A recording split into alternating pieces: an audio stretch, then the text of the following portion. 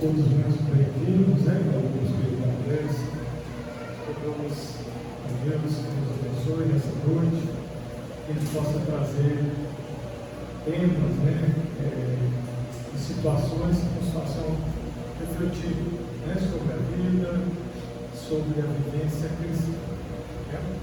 A proposta hoje, né, que alguém de nós aí pediu para que a gente conversasse um pouco, é sobre Paulo, né, e sua vida com Jesus. Essa é a proposta do tema. Então, nós não vamos aqui contar a história do Saulo, com Estevão, Abigail. Nós vamos pular essa parte e vamos chegar já no momento em que Saulo se dirige, né, para Damasco. Então ele está no deserto da Síria, e aí ele cai do cavalo, a luz aparece na sua frente, cai do cavalo naquela areia escaldante do deserto, e ele tem essa visão. Vê surgir um homem de majestade beleza, dando-lhe a impressão de que descia do céu ao seu alcance. Sua túnica era feita de pontos luminosos, os cabelos tocavam os ombros da Nazarena, os olhos magnéticos, imantados de simpatia e de amor, iluminando a fisionomia grave e terna, onde pairava uma divina tristeza. No livro Paulo Estevão, tá? A maioria das citações estão no Paulo Estevão, está aqui, eu não vou ficar repetindo, mas chamar a atenção porque essa visão, a visão do Messias, o Messias aparecendo para Paulo, para Saulo de Tarso, renova-lhe completamente as concepções religiosas. Saulo, da visão daquele ser, da visão de Jesus, como Messias do povo hebreu, faz com que ele realmente mude a maneira que ele pensava em servir a Deus. Ele era leal, era sincero, mas ele servia a Deus baseado na lei mosaica.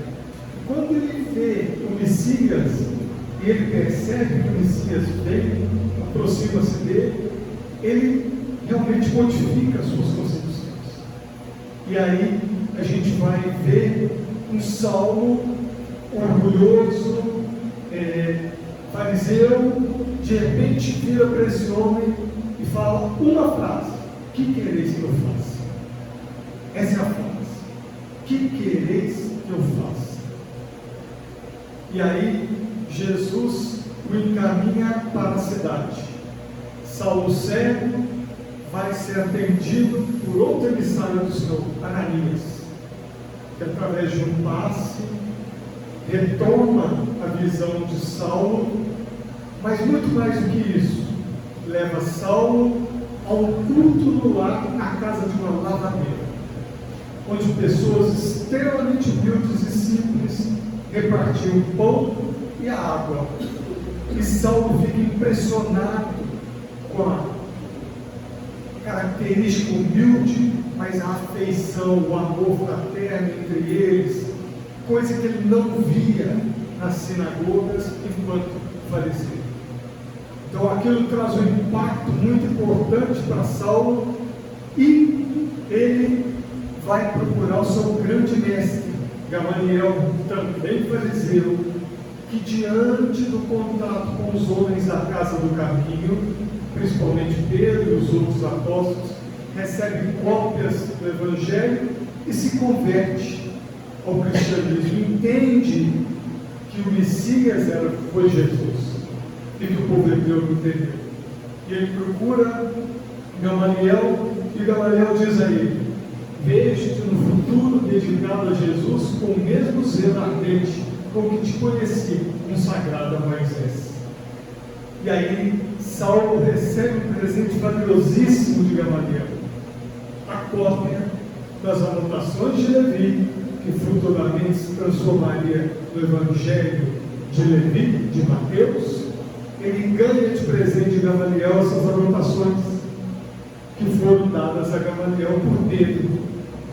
E Saulo começa a estudar as Escrituras, começa a estudar o que foi o Evangelho proposto por Jesus. Mas era preciso se fortalecer, era preciso morrer para o mundo, para renascer enquanto cristão. E Saulo se dirige ao deserto de Dan, orientado por Gamaliel, e ali ele fica em companhia de Prisca e Áquila, que vão se tornar dois grandes amigos. E nesses 3 anos no deserto, ele estuda, ele conversa, ele transforma aquele encontro fortuito numa amizade cada vez mais forte com Áquila e Prisca. E depois desses 3 anos ele se sente à vontade para voltar a Damasco e procurar os homens da casa do caminho em Jerusalém. Mas há uma desconfiança muito grande, porque ele outrora foi perseguidor dos cristãos, e agora ele volta redimido como um servo de Jesus. Inicialmente não foi aceito integralmente, mas Pedro escala Barnabé para ir atrás de Saulo, e Barnabé fica impressionado com a mudança e com as atitudes de Saulo ainda em Jerusalém. Com isso, Saulo é recebido na casa do caminho, fica nos aposentos onde Estevão estudou as escrituras, as anotações de Levi, a pedido dele mesmo, e depois se dirige a Tarso, em função das perseguições, tanto dos romanos, quanto do sinédrio atrás dos cristãos, ou dos judeus que haviam entendido que Jesus foi o Messias. Mas Jesus havia programado o que aconteceria com Saulo de Tarso. E Barnabé é enviado para buscar Saulo em Tarso e levá-lo a Antioquia, ou convidá-lo para ir ajudá-lo na igreja de Antioquia, que passava por dificuldades, que precisava de alguém que fosse profundo conhecedor das Escrituras, do Antigo Testamento, que Saulo era, e também já abraçado a fé cristã. Então Barnabé procura Saulo, e Saulo vai para Antioquia com Barnabé. E lá, como diz em Atos dos Apóstolos, o Espírito Santo, ou seja, um ser emissário de Jesus, por via mediúnica, em Atos dos Apóstolos diz, o Espírito Santo diz: separai para mim a Barnabé e Saulo, para a obra que eu os tenho chamado. E a obra foi encaminhá-los para Chipre, e aí a gente tem o início da primeira viagem apostólica de Saulo. Ele vai nessa viagem acompanhando Barnabé, mas quando chegam em Pafos, Saulo, que acompanhava Barnabé, sai Paulo, acompanhado por Barnabé, e como diz em Atos dos Apóstolos 33, Saulo, ou Paulo de Tarso, sai com aqueles que estavam ao seu redor. Então, nesse momento, Paulo assume o protagonismo da difusão das ideias cristãs. Ele assume o protagonismo da caravana em que Barnabé o acompanhava. E ele sai por volta de 45, 48 para a primeira viagem apostólica. E anda pela Panfília, Pérea, e volta por volta de 48, 49, e vai participar do primeiro concílio de Jerusalém. Qual era o problema? Os judeus, ou os judeus convertidos ao cristianismo, queriam obrigar os gentios, ou seja, aqueles que não eram judeus, a serem circuncidados. E Paulo era radicalmente contra isso, porque ele entendia que o cristianismo tinha que ser independente, tinha que ser livre dos dogmas, do formalismo, do convencionismo judeu. E isso é levado em discussão a uma troca de ideias até calorosa entre Paulo e Tiago, do outro lado, E Pedro assume a palavra e toma para si a responsabilidade de dizer que o cristianismo ia ser livre. A circuncisão ou qualquer outro dogma, convencionalismo ou formalismo judeu não iria se sobrepor aos ideais do Evangelho de Jesus. E Paulo sai extremamente feliz dessa reunião, leva o documento para a igreja de Antioquia e parte para a sua segunda viagem apostólica. E aí a gente vê Paulo num momento de muita angústia, onde ele não conseguia atender as demandas das igrejas já fundadas na primeira viagem apostólica, e ele, num momento de angústia, ele assenta, ajoelha e chora, e aí a voz inconfundível de Jesus fala aos seus ouvidos: poderás resolver o problema escrevendo a todos os irmãos em meu nome, porque o valor da tarefa não está na presença pessoal do missionário, mas no conteúdo espiritual do seu verbo, da sua edificação e da sua vida. E ainda coloca Estevão, transmitindo os pensamentos de Jesus mais próximos a Paulo. Então Paulo, a partir daí, é realmente um missionário, um apóstolo, um enviado de Jesus, que vai transmitir os seus pensamentos através das epístolas. Então, a vida de Paulo com Jesus, uma maneira de nós a entendermos o que nós julgamos que seria adequado, foi pensarmos o pensamento de Paulo nas cartas. Ele escreveu 13 cartas, provavelmente muito mais do que isso, mas que são conhecidas hoje e que a gente estuda, através da Bíblia. São 13.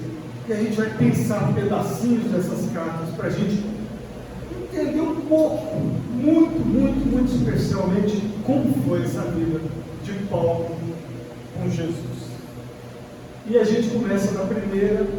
Essa sequência foi colocada por Emílio Miranda no livro chamado As Marcas de Cristo. Então nós vamos seguir a sequência que Emílio Miranda propôs da sequência das cartas. E aí a primeira aos Tessalonicenses, Paulo diz: pois todos vós sois filhos da luz, filhos do dia, não somos filhos da noite, nem das trevas, vigiemos e estejamos sóbrios. Então era a maneira de Paulo se comunicar com as comunidades, a linguagem de Paulo, vós, falando aos Tessalonicenses, mas a gente sabe que essas cartas rodavam em todas as comunidades, as pessoas faziam cópias, manuais, e os papiros, os papéis circulavam nas comunidades, e Paulo dizia: todos vós, gentios e hebreus convertidos, judeus, somos filhos de Deus da luz, Então que nós andemos na luz, e para que a gente ande na luz, nós precisamos vigiar e ser sóbrio. Paulo citava muito, cobrava muito desse povo de sobriedade. Ele vai falar especificamente, nós vamos mostrar aqui, sobre beberrões, sobre sexualidade, sobre bagunças, orgias. Ele usa todos esses termos. E aqui ele já começa a dizer: vigiai, sejamos sóbrios. Na segunda aos Tessalonicenses, ele diz: sois o nosso orgulho entre as igrejas de Deus por causa da vossa presença, perseverança e da vossa fé em todas as perseguições e tribulações que suportai. A gente precisa lembrar do contexto, Os cristãos foram perseguidos, mandados para as festas romanas, para os sacrifícios romanos, foram crucificados, propriedades tomadas até o ano de 380. 380 é que o cristianismo passa a ser a igreja oficial do Império Romano. Até 313 há perseguição. Entre 313 e 380 há um período de acalmaria. Então, nesse primeiro século, até o ano 313, há só perseguição romana e do Sinédrio.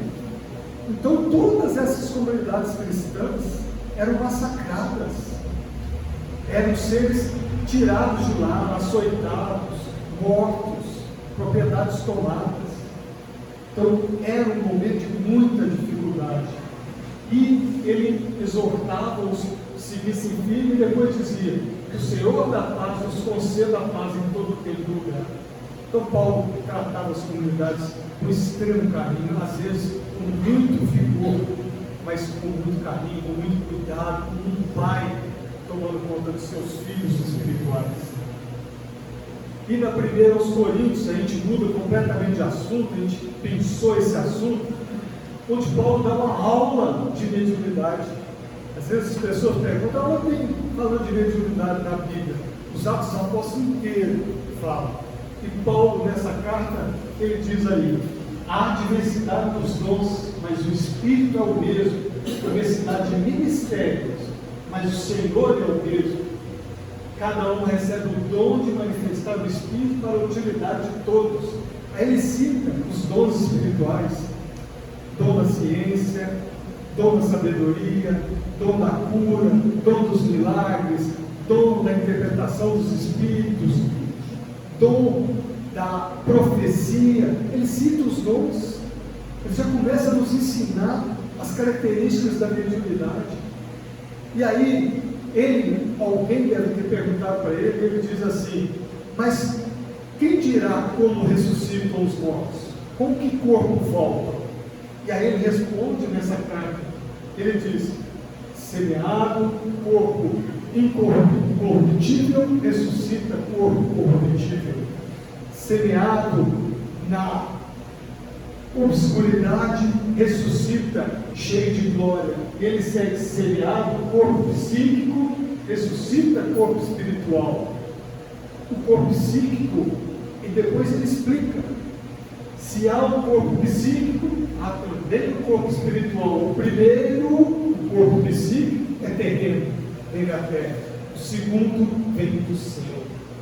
Então ele já começa a nos falar que tem esse corpo físico, que ele chamou de corpo psíquico, mas há um corpo espiritual, que a gente chama de perispírito na doutrina espírita, segundo Kardec. Então ele já diz claramente mediunidade, já fala claramente dos corpos, né? Que esse corpo físico fica aqui, é terreno.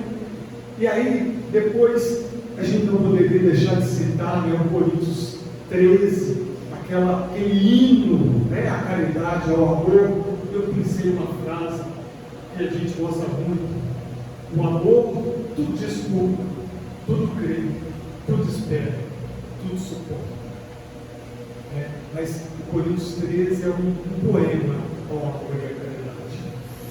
E aí a gente segue para a segunda carta aos Coríntios, e Paulo diz a eles: se alguém está em Cristo, é nova criatura, passaram-se as coisas antigas. Ele batia muito nisso, que os profetas fizeram uma introdução, Moisés trouxe uma lei extremamente rígida, eles apresentaram um Deus único, e Jesus veio para nos trazer o amor e a fraternidade, não desmerecendo todos os 2000 anos de conhecimento de profetas do Antigo Testamento do povo hebreu, de jeito nenhum. O próprio Jesus disse que não veio para apagar, para separar essa lei, mas para dar confirmação a ela. E Paulo segue nesse mesmo caminho, dizendo a eles que é preciso a mudança para um novo ensinamento, um ensinamento de muito mais amor e fraternidade. E aí ele diz aqui sobre o comportamento: tenho receio de que haja entre vós discórdia, inveja, animosidade, rivalidade, maledicência, falsas acusações, arrogância e desordem. Até hoje nós temos isso, né? Por isso que essas cartas de Paulo são vivas para nós. Ele chama a atenção de nós. Até hoje, isso nós fazemos. Então, é porque a gente precisa ser uma nova criatura. Como ele, no início, morreu para ressurgir em Cristo, ele pede às suas comunidades: morram para as coisas antigas, os comportamentos antigos, e busquem ser uma nova criatura. De resto, meus irmãos, alegrai-vos, procurai a perfeição, encorajai-vos, permanecer em concórdia, viver em paz, e o Deus do amor e da paz estará convosco. Ele diz: olhem para vós mesmos. É isso que precisa olhar. É para o interior, é para o íntimo de cada um, para a gente ter essa vivência mais harmoniosa. Porque dessa maneira a gente vai reconhecer o Cristo em nós. E aí, Paulo aos Gálatas, e aí ele fala muito aqui da lei. Quando ele fala da lei, ele está falando da lei judaica, do Antigo Testamento, da lei de Moisés. É que a lei, ninguém se justifica perante Deus, é evidente, pois o justo viverá pela fé. Aqui é uma interpretação errônea de que o justo, aquele que é correto, aquele que segue a Deus, vive só pela adoração. O conceito judaico de fé, o emuná do judeu, emuná vem do verbo emã, que significa dar suporte, apoiar, exercitar o bem. É isso que é o emuná do judeu. Então Paulo está dizendo: exercitem o bem, ajam na comunidade, fazendo o bem, apoiando, sendo leais ao que Deus espera de nós. Ora, aí ele volta no assunto das obras da carne, são, e aí ele cita: fornicação, impureza, libertinagem, idolatria, feitiçaria, ódios, rixas, ciúme, ira, discussões, discórdia, divisões, invejas, bebedeiras, orgias, porque nada dessas coisas vai herdar o reino de Deus.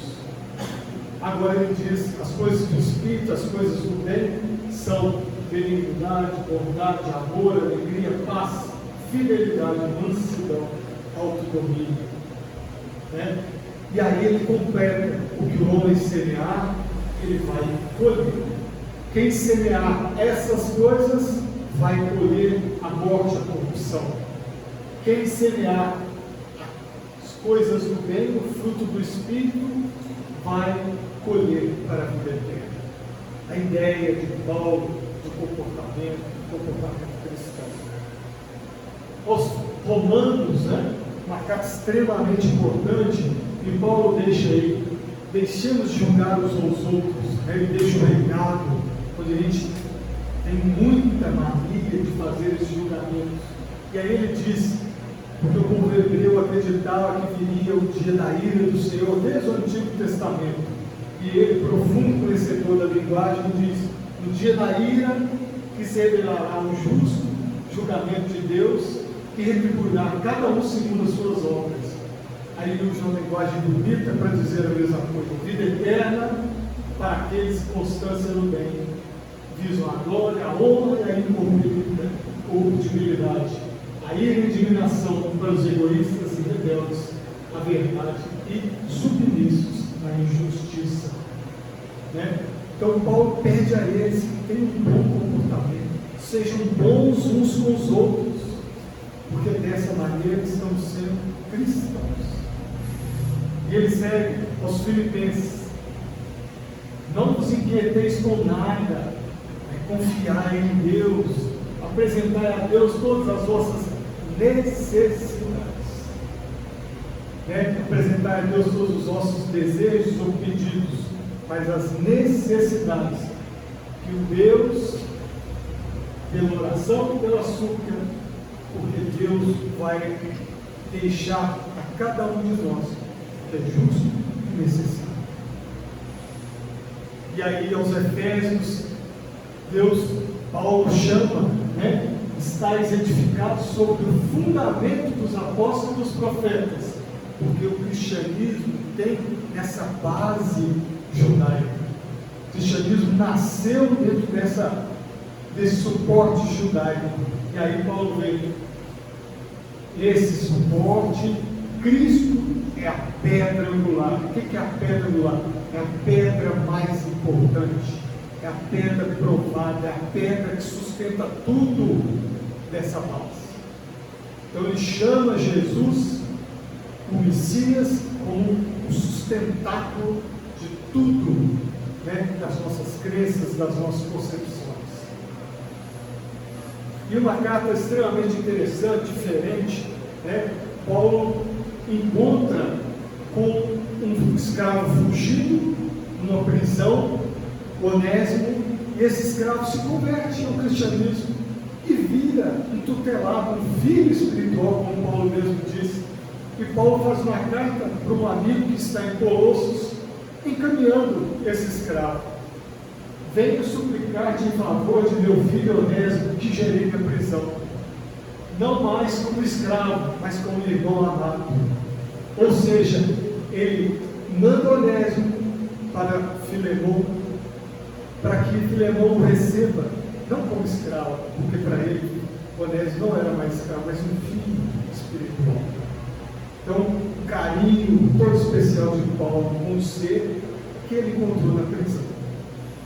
E aí, carta aos Colossenses, ele volta aos primórdios, lá da criação do livro Gênesis, também do Evangelho de João, falando de Jesus, é antes de tudo, e tudo nele subsiste, é a cabeça da igreja, que é o seu corpo. Paulo volta, o Evangelho de João começa: no princípio era o Verbo, e o Verbo estava com Deus, tudo foi feito por ele, nada foi feito sem ele. Então, Paulo, conhecedor do Antigo Testamento, onde na Gênesis está no princípio, os deuses criaram os céus e a terra. Então, Jesus já participa da formação desde o início, o Cristo que veio para brindar o povo judeu, que já estava com Deus, já era o Cristo há 4,5 bilhões de anos, pelo menos. Não é? Então, Cristo participou dessa formação do nosso planeta. E aí, a Tito, um amigo, mas quando a bondade e o amor de Deus, nosso Salvador, se manifestarem, ele salvou-nos não por causa dos atos justos que houvéssemos praticado, mas porque por misericórdia fomos lavados. Essa é uma palavra que foi trocada pelo poder regenerador e renovador do Espírito Santo, que ele ricamente derramou sobre nós. O termo correto ali que Paulo escreveu é palingenesia, que quer dizer nascer de novo, nascer novamente. Então, ele está dizendo, pelo poder regenerador do Espírito, nascemos de novo. Nós nascemos de novo. Paulo fala novamente aqui de reencarnação, não é? Só que o termo foi adulterado nas Escrituras, o termo grego, palingenesia. E aí, Paulo escreve a Timóteo, outro filho querido, menino que ele encontrou, com 13 anos de idade, passa a ser um grande colaborador de Paulo, né? E ele diz a Timóteo: o Espírito diz expressamente que nos últimos tempos alguns renegarão a fé, dando atenção a espíritos sedutores, a doutrinas demoníacas, por causa da hipocrisia dos mentirosos, que têm a própria consciência como que marcada por fé quente. Paulo aqui já nos chama a atenção para ideias filosóficas estranhas, ideias religiosas esquisitas, ideias científicas que deturpam, que muitas vezes brilham no início, mas são extremamente superficiais e nos trazem para um caminho que é o caminho que nós vamos errar, um caminho de pedras e espinhos que nós vamos nos ferir. Então, já nessa época, Paulo chamava a atenção para cuidado com o que vem do plano espiritual, cuidado com o que chega, examinar em tudo e reter o que é bom. Paulo já falava disso em outra linguagem. E novamente ele fala para Tito de mediunidade. Por este motivo, exorto-te a reavivar o dom espiritual que Deus depositou em ti pela imposição das minhas mãos. Então Paulo chama Timóteo, reinicia ou retome suas intuições e a sua mediunidade. A gente não sabe qual era a mediunidade de Timóteo, mas está pedindo para Timóteo, porque os Espíritos falam através dos médios para nos orientar, para que a gente siga um caminho melhor, para que a gente ergue menos, para que a gente se machuque Deus. Essa é a função da mediunidade, esse intercâmbio que consola, que cura, que orienta, que nos traz um alento, que ajuda muito dentro da casa espírita. Então seria isso, meus amigos, uma visão passando as 13 cartas de Paulo, que mostra todo o seu sacrifício, sua dedicação às comunidades que ele fundou, que mostra toda a sua intuição muito próxima desse livro de Jesus, que fez com que Paulo, ao ser desencarnado, foi decapitado, fosse recebido inicialmente por Ananias e depois Abigail e Estevão do próprio Jesus. Então, é um ser iluminadíssimo que esteve conosco e deixou uma mensagem absurdamente boa e um exemplo de uma dedicação sem medida a Jesus. Então, que Ele nos inspire, que suas ideias, seus sentimentos, suas cartas possam nos despertar para um estudo mais aprofundado, para que a gente incorpore um pouquinho dos ensinos de Paulo. Que assim seja.